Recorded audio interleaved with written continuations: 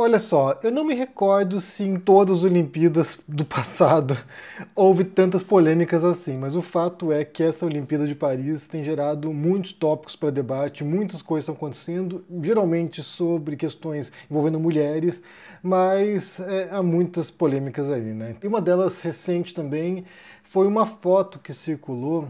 E aí, essa foto aqui, mostrando jogadoras de vôlei de praia da Espanha versus jogadoras de vôlei de praia do Egito. E aí, em alguns casos, as pessoas publicaram essa foto só dizendo, olha só, a diferença, em outros, pessoas analisando a situação e aí defendendo o modelo ocidental de, entre aspas aqui, emancipação da mulher e outros casos, inclusive, louvando o empoderamento das muçulmanas. Eu quero pensar sobre essa foto com vocês aqui, e para isso eu quero partir de um tweet que foi feito por uma pessoa que se apresenta como analista política e especialista em geopolítica, relações internacionais e docência plena em direitos humanos. E aí ela diz o seguinte aqui, olha: mulheres falando das jogadoras de vôlei do Egito que jogam de burkini e não comentam o mais importante. Na França, a utilização de hijab é proibida em nome da laicidade e elas passaram por cima da legislação, deixando claro que ninguém pode interferir no que elas querem vestir.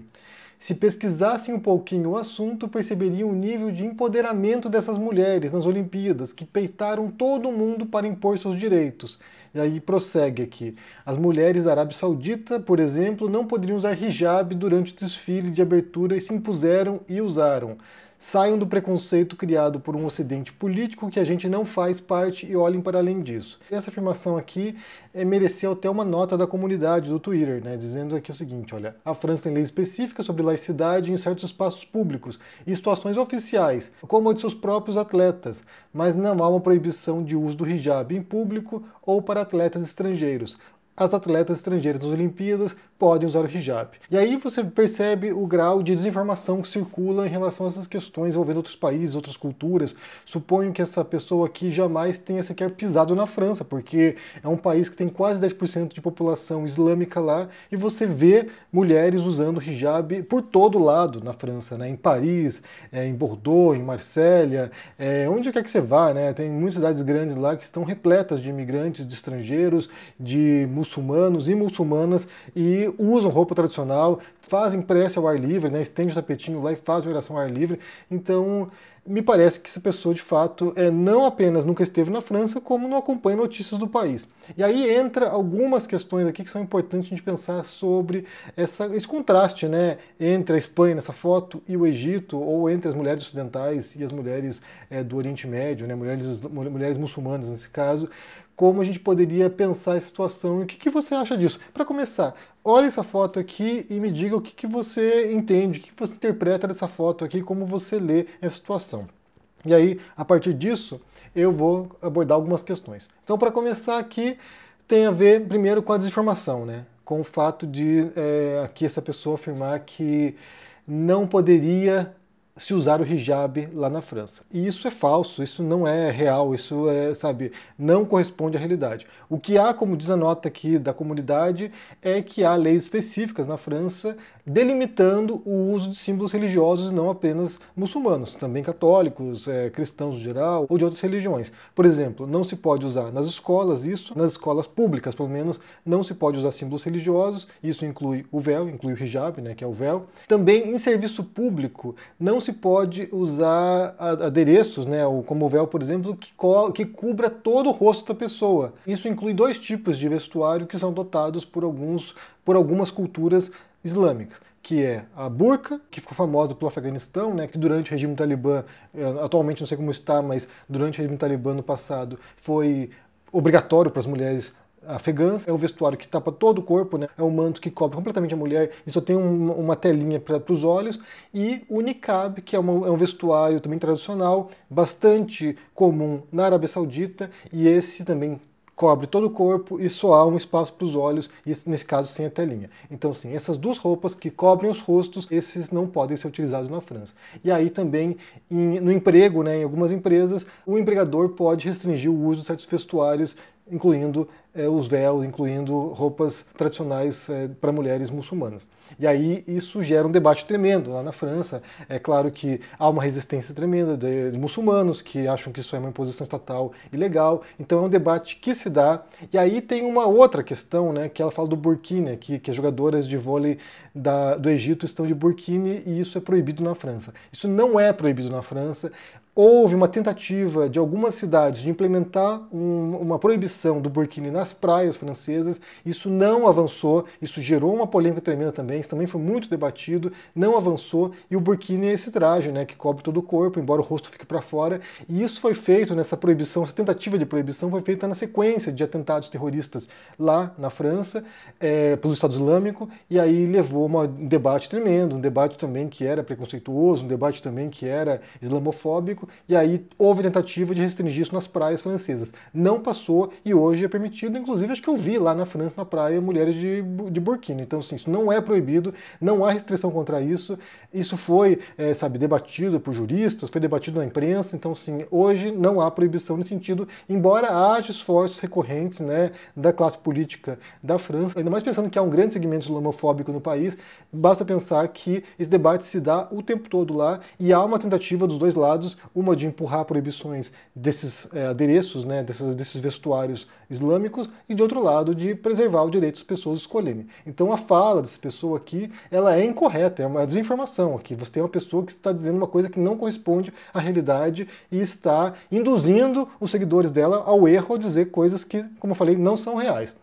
E aí vem o outro aspecto, né, que é se a decisão dessas mulheres de usar decisão também entre aspas aqui, né, mas se o ato de usar esses vestuários, apesar de supostas proibições que não existem, seria um ato de empoderamento dessas mulheres nas Olimpíadas. E aí é bem difícil pensar que seguir ditames de uma religião patriarcal como o Islã, que tem sérias restrições sobre comportamento, sobre vestuário, inclusive, né? Bem, o Islã não tem, mas as tradições islâmicas têm essas restrições. Dizer que obedecer essas restrições é um ato de empoderamento também, me parece, forçar bastante as tintas, né? Então, assim, eu vi alguém comentando, né, que eu achei interessante o comentário, uma mulher falando que nessa foto as 4 mulheres estão vestidas para agradar os homens. E me parece que seja isso. Você tem ali mulheres ocidentais expondo os corpos, ou seja, faz parte de uma pressão social, né, da sociedade ocidental, de que você tem essa liberdade de expor os corpos e fazer isso seria empoderamento. E do outro lado você tem mulheres muçulmanas que estão adotando um código que não foram elas que decidiram, não foram elas que escolheram isso, foi imposto pela cultura delas e elas estão obedecendo ali os códigos dos seus países. Então, assim, nenhuma daquelas 4 mulheres ali na prática estão escolhendo o que elas estão vestindo. Elas estão vestindo aquilo que se espera delas naquelas sociedades nas quais elas vivem. E daí prossegue aqui nesse texto, né, quando ela fala que as mulheres sauditas não poderiam usar o hijab. Isso também é falso, né? Isso aí é falso. Elas podem usar o hijab lá na França, então assim, não há essa proibição. Não sei de onde ela tirou essa informação de que elas foram proibidas de usar. Na verdade, o que acontece, e aí também foi um outro debate que tem um tempo aí, é que as mulheres sauditas não podiam participar da abertura das Olimpíadas, em outras Olimpíadas, junto com os homens.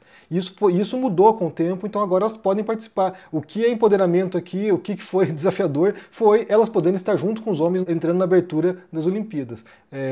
O fato de usar o hijab não é nenhum ato de transgressão ou de empoderamento, até onde eu perceba, né? E é claro que esse debate é muito mais nuançado do que isso, né? Porque há esse olhar ocidental, que é um olhar também que vem carregado de muitos preconceitos e de desconhecimento, como se pode perceber, inclusive nesse texto aqui, né, de desconhecimento do que se dá, é uma visão carregada de preconceitos quando olha para o Oriente, quando olha para o Islã, né, quando olha para as tradições, essas culturas, essas religiões que não fazem parte do nosso contexto habitual. Então há um pré-julgamento nesse sentido. Olha só, as mulheres ocidentais são mais livres, mais empoderadas, mais independentes do que as orientais, mas também esse debate se dá lá, né? Eu vi um documentário uma vez que mostrava as perspectivas feministas no mundo islâmico, né? Então, a questão do hijab, ela é debatida, ela é problemática entre as feministas muçulmanas. Algumas percebem como, de fato, esse poder dos homens sobre elas, né, da religião patriarcal sobre elas, e como enfrentar o véu é um modo de enfrentar essa dominação, como se está no Irã, por exemplo. Há muitas mulheres lá que são punidas, né, que são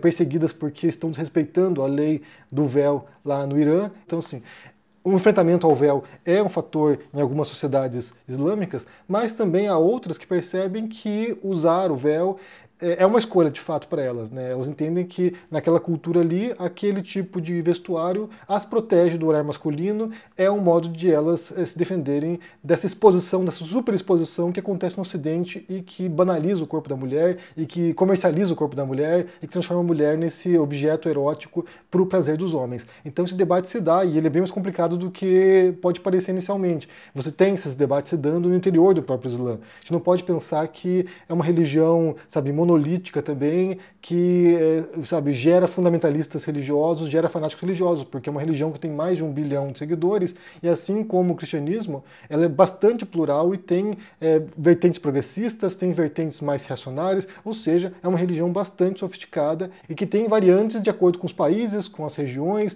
com as famílias mesmo, com as tradições religiosas existentes no interior do Islã. Então não dá para dizer ali, botar tudo num balde e dizer que todo mundo pensa igual, porque não é o fato. Se você for, por exemplo, para o Marrocos, que é um país também de maioria islâmica, tem uma relação com a imagem, tem uma relação com as restrições, tem uma relação com a religião. Se você for para a Arábia Saudita, tem outra relação. Se você for para Dubai, para Emirados Árabes, né, tem outra relação. Mesmo nos próprios Emirados Unidos, se você for para um Emirado diferente, já tem outra relação com a religião também. Em Dubai, por exemplo, tem uma certa liberdade que não tem em Sharjah, por exemplo. Então, não dá para tentar simplificar uma questão que não é tão simples assim.